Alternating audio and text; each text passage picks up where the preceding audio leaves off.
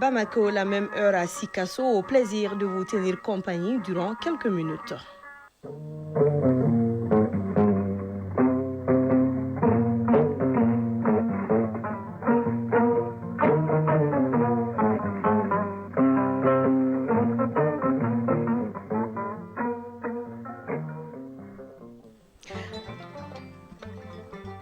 Mesdames et messieurs, bonjour à tous. Faites-vous bel et beau pour accueillir la fête, mais en attendant, informez-vous au micro de Bourama Traoré et Fatou Djabi et bonjour à tous.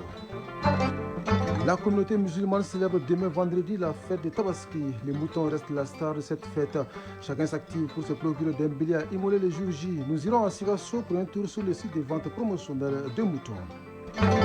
Même effervescence dans les gares routières et sur les routes pour permettre à chacun de se rendre dans sa localité d'origine en toute sécurité. L'ANASER montre la garde. Le président Donald Trump interdit aux ressortissants de 12 pays d'entrer aux États-Unis pour raison de sécurité. La mesure entre en vigueur le lundi prochain. Le dirigeant nord-coréen promet un soutien inconditionnel à Moscou dans son opération spéciale en Ukraine.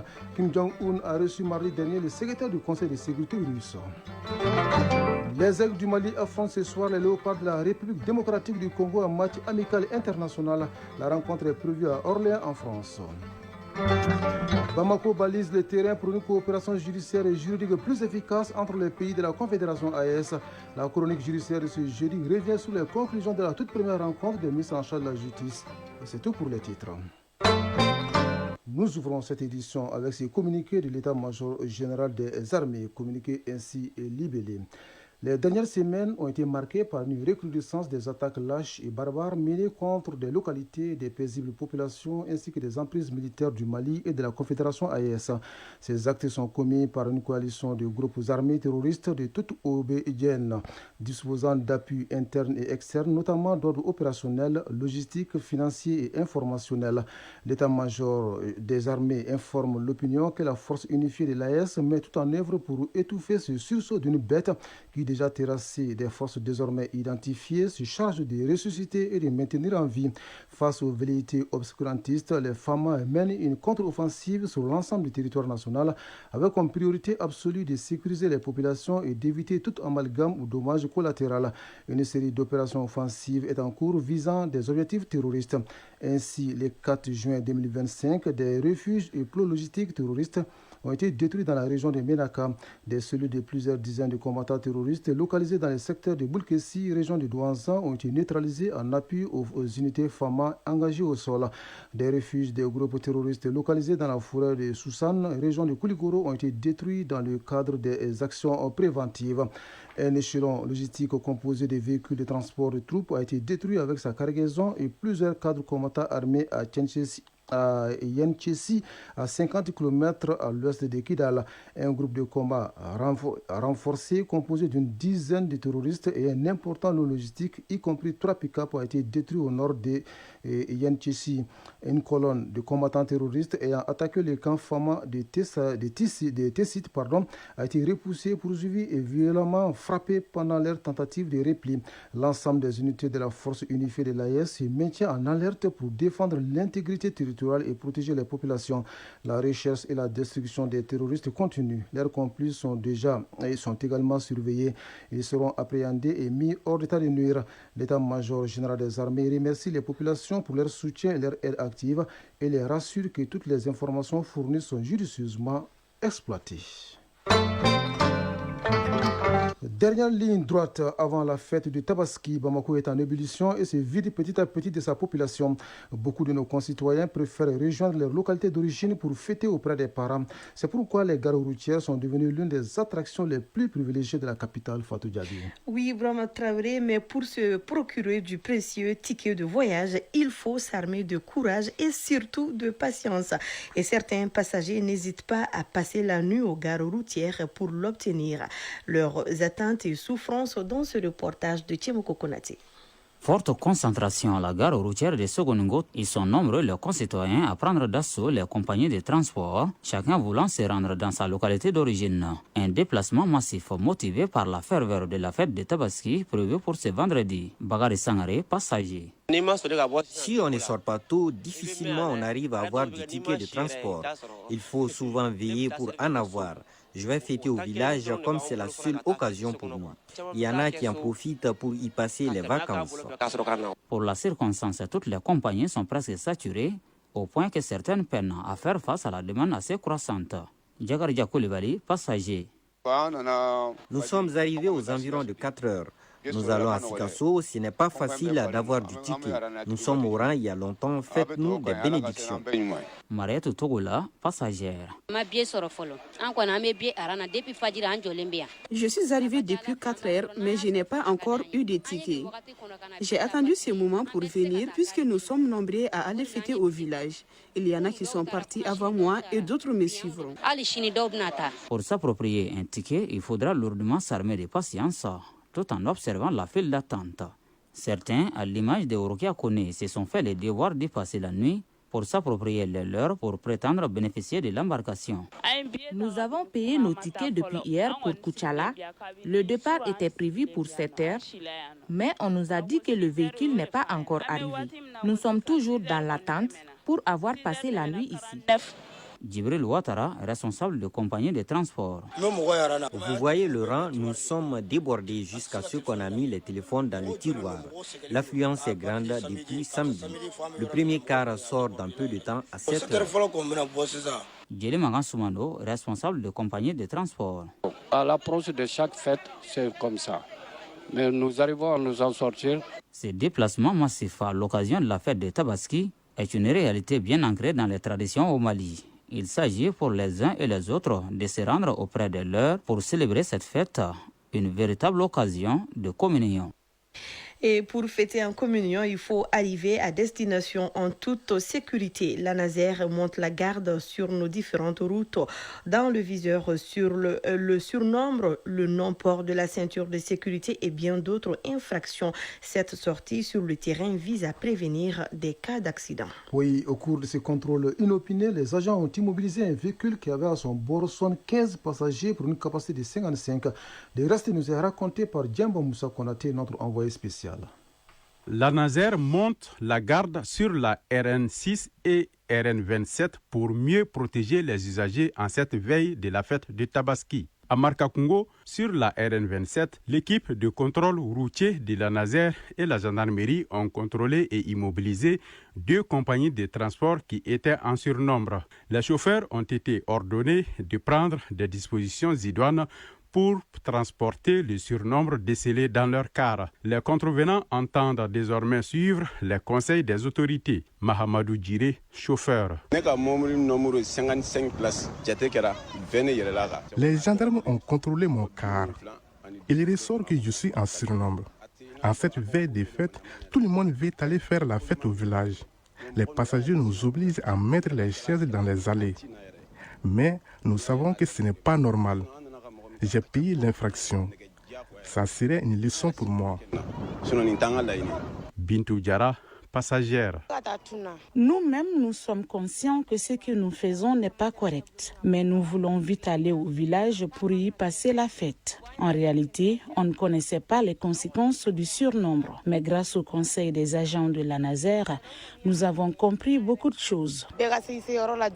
Les infractions ciblées au cours de ce contrôle routier sont l'excès de vitesse, la surcharge, le surnombre, le non-port de la ceinture de sécurité, le non-port de casque pour les motocyclistes, entre autres. Lieutenant-colonel Cheikh Sadibou Traoré, commandant du groupement motorisé de la gendarmerie. La mission principale que nous menons avec l'Agence nationale de la sécurité routière est basée sur la prévention. Éduquer les usagers, sensibiliser les usagers et après, s'il y a une répression à faire, ça sera contravention. Issa Bakari Traoré, directeur général adjoint de la Nazaire. L'appel que je lance à l'ensemble des usagers de la route en cette veille de fête de Tabaski, c'est à peu près en 3 mots. La responsabilité, la courtoisie et surtout la prudence dans la circulation routière. Et j'ai dit également à l'ensemble des usagers d'observer les règles élémentaires de la circulation routière qui est de rouler à 90 km en race campagne et à la traversée également des villes d'aller à 50. Rappelons que ce contrôle routier concerne toutes les régions du Mali.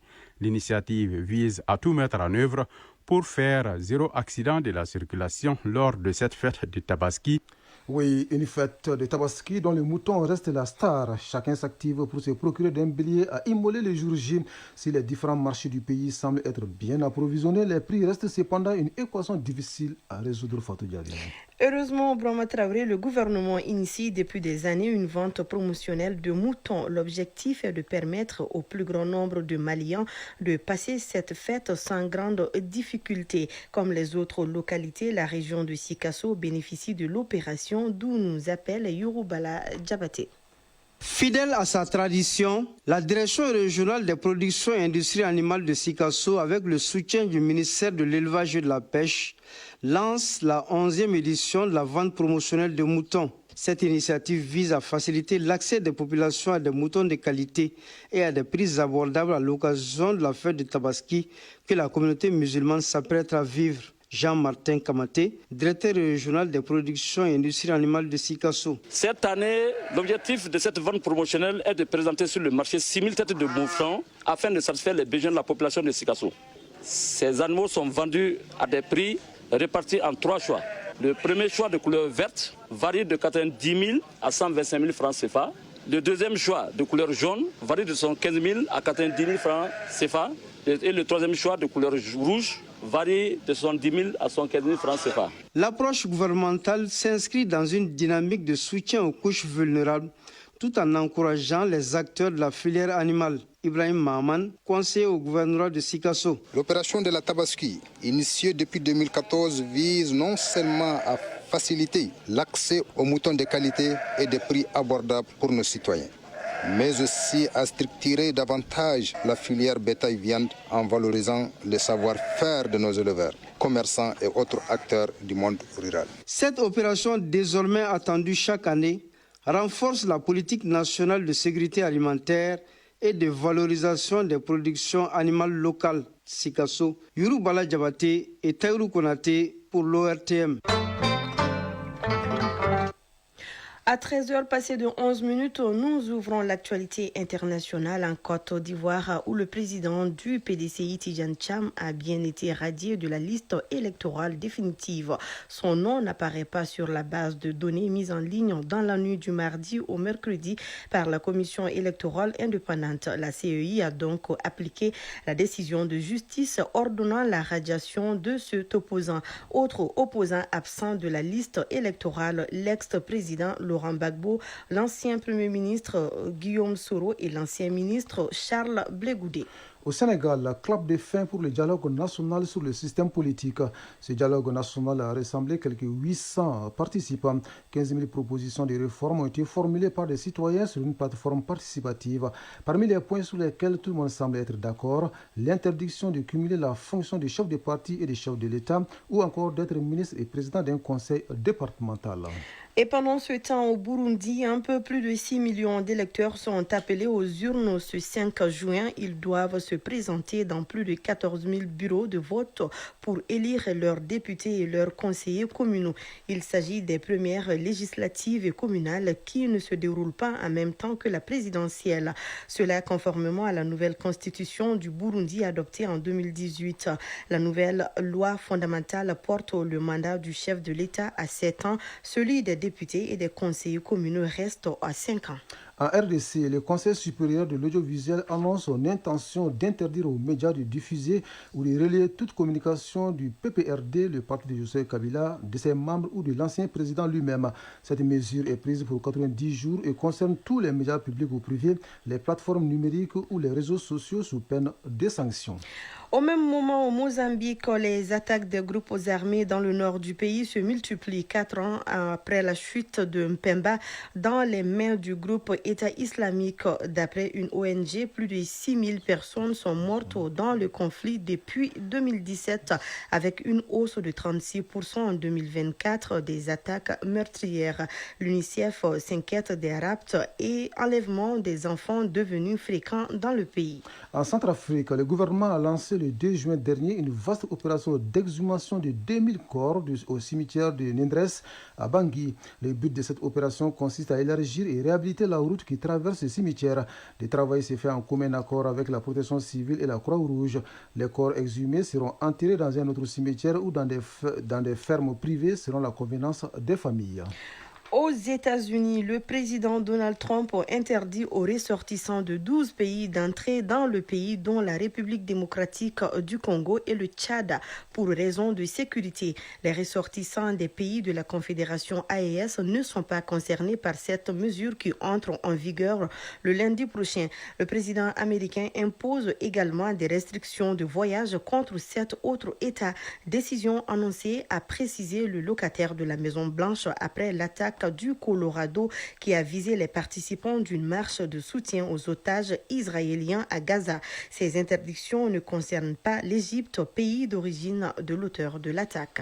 États-Unis toujours, qui bloque le vote d'une résolution du Conseil de sécurité de l'ONU relative à un cessez-le-feu et à l'accès humanitaire à Gaza. Le projet de résolution présenté hier exigeait un cessez-le-feu immédiat, inconditionnel et permanent et la libération sans condition des otages. Ce veto américain intervient alors qu'Israël fait face à une pression internationale croissante. Et l'Allemagne aura besoin de 50 000 à 60 000 soldats supplémentaires au cours des prochaines années pour répondre aux nouvelles capacités de défense réclamées par l'OTAN. C'est ce qu'a affirmé aujourd'hui à Bruxelles son ministre de la Défense devant la presse. En Corée du Nord, le dirigeant Kim Jong-un promet à Moscou un soutien inconditionnel concernant l'Ukraine, contre laquelle l'armée russe mène depuis plus de 3 ans une opération spéciale. L'information a été rapportée ce jeudi par l'agence officielle nord-coréenne. Le leader nord-coréen a reçu le 3 juin dernier à Pyongyang le secrétaire du Conseil de sécurité russe qui effectuait sa deuxième visite dans la capitale nord-coréenne en moins de 3 mois.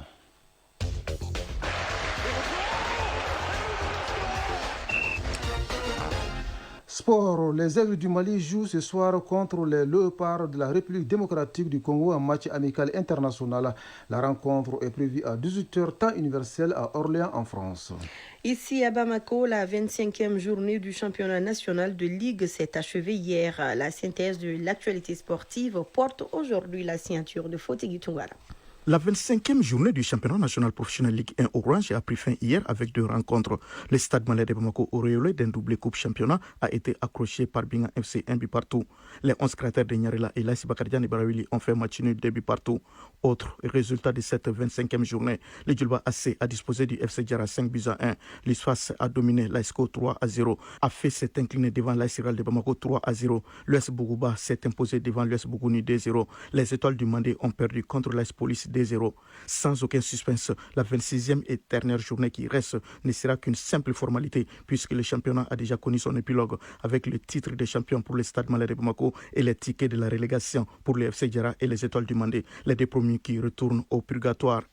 En amical international de préparation pour les prochaines journées des éliminatoires du Mondial 2026 en septembre et la phase finale de la CAN 2025 en décembre, les Aigles du Mali affrontent ce soir les Léopards de la RDC. Ces matchs se jouent au stade de la Source d'Orléans en France. Le coup d'envoi est prévu pour 18h temps universel. Ce Mali RDC a un caractère spécial pour Tom Senfit puisque ce sera son tout premier match amical à la tête des Aigles du Mali. Le technicien belge s'est prononcé sur ce match. Je vous propose de l'écouter au micro de notre confrère Ladji Adama Kone, officier média des Aigles. Je veux toujours un bon résultat à chaque match. Et dans l'équipe nationale, il n'y a pas vraiment des matchs amicaux. Tu veux gagner pour des points pour le FIFA Ranking, mais on sait avec RDC, c'est une équipe très forte. Les dernières CAN, ils sont 3e. Ça dit beaucoup et je pense que l'équipe qui est sélectionnée par Sébastien Desabre est peut-être mieux que l'équipe du CAN. On va jouer contre un adversaire très fort. Comme entraîneur, je veux un bon match, un bon résultat et je veux voir quelque chose des nouveaux joueurs et aussi des anciens. Je veux qu'une bonne performance avec beaucoup de discipline, mais aussi avec beaucoup de créativité et beaucoup de